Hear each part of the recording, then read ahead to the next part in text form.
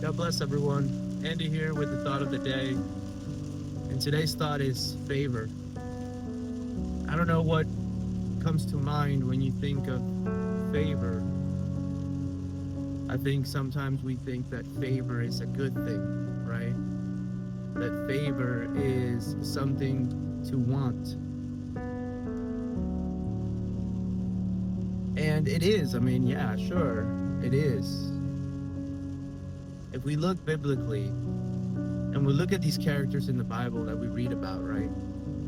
These people in history that existed and found favor in God. Doesn't it seem a little odd that their lives were, for lack of a better word, that most of their lives sucked? Right? I mean, if we think about it, God put favor upon them, chose them to do something great. But it seemed like there was a cost to that, right? It wasn't an easy walk in the park, you have my anointing, my favor, and you are blessed and you will do these things and they will be effortless and they will be without difficulties or challenges. No. I think we see Daniel, right? Daniel had God's favor. He was thrown in the lion's den. Right? We see Shadrach, Meshach, and Abednego. They had God's favor. They were thrown into the fiery furnace. We see Moses. He had God's favor. And he had to go against the nation to save his people. We see Noah. He had God's favor. And he had to basically be considered a madman for many years, building an ark that God called him to build and nobody understood why, proclaiming a future calamity that only he knew about and nobody believed him. Sometimes it feels like our lives are very difficult, very challenging. And have you ever thought that maybe the reason that is because you have God's favor? I mean, let's look at it, right? We see David. He was anointed at youth to be the new king of Israel. But he had so many oppositions.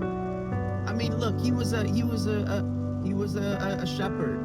He was a shepherd. He was just taking care of sheep. His job was kind of hard sometimes, right? He had to, keep the sheep safe.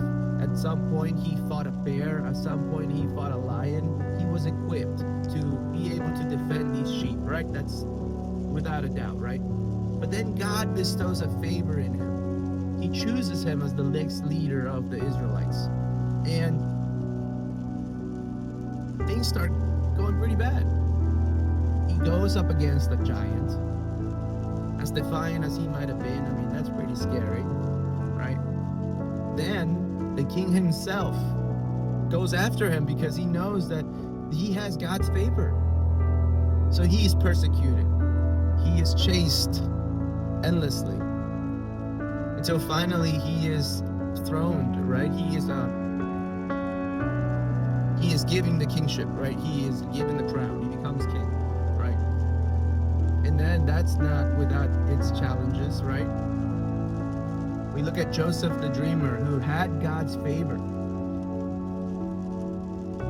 and was sold into slavery by his own family.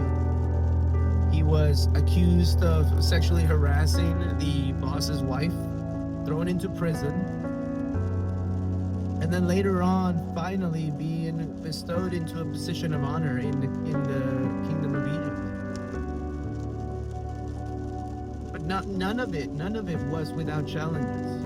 We see the 12 apostles that were chosen to be God's messengers of the gospel, Jesus' disciples themselves. Every one of their lives sucked.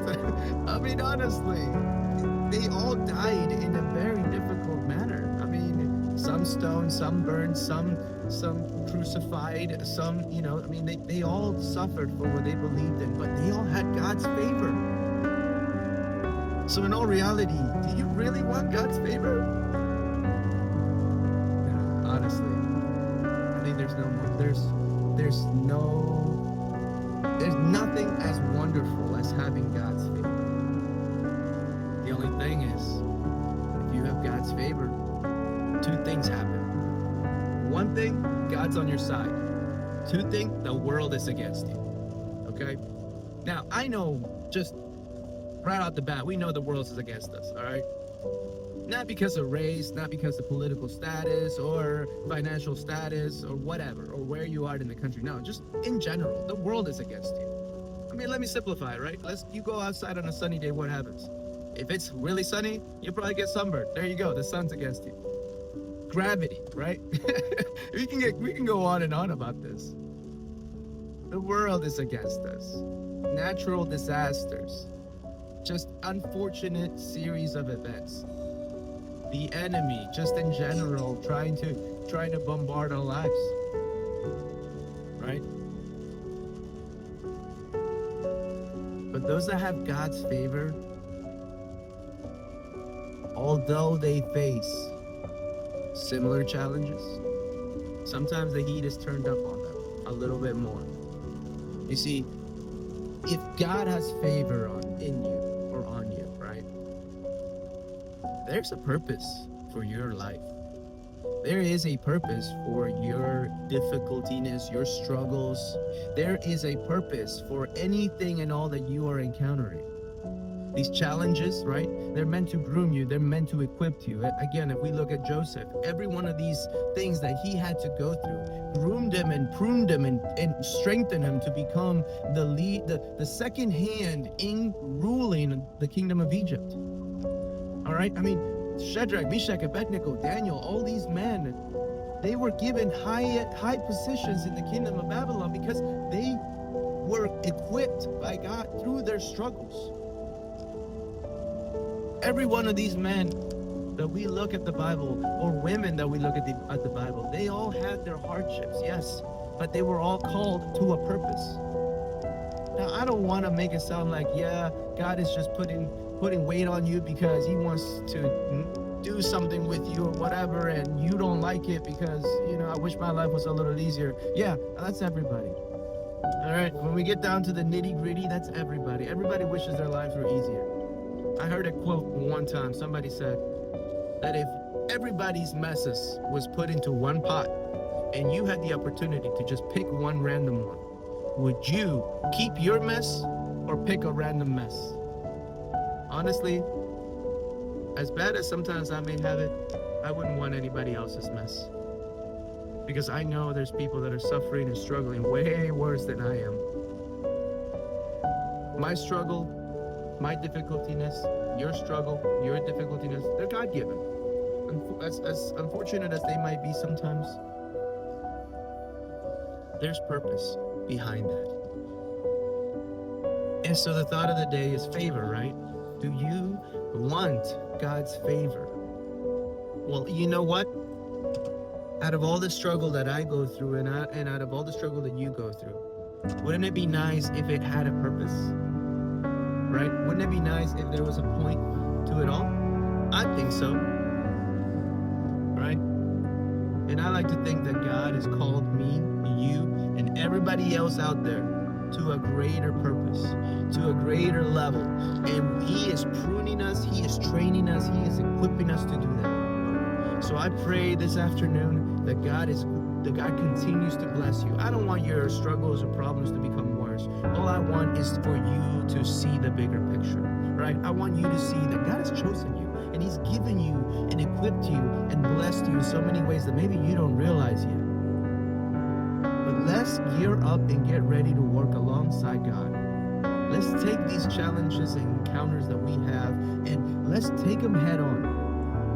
Let's not get overwhelmed, but instead let's involve God, who is above all. He can fix any situation at his time. Until then, we have to continue to work. We have to continue to move and trust that he is doing something great in us. God bless you guys, and I just pray that this thought of favor just blesses you and equips you. So God bless you guys, and just be safe out there. Take care.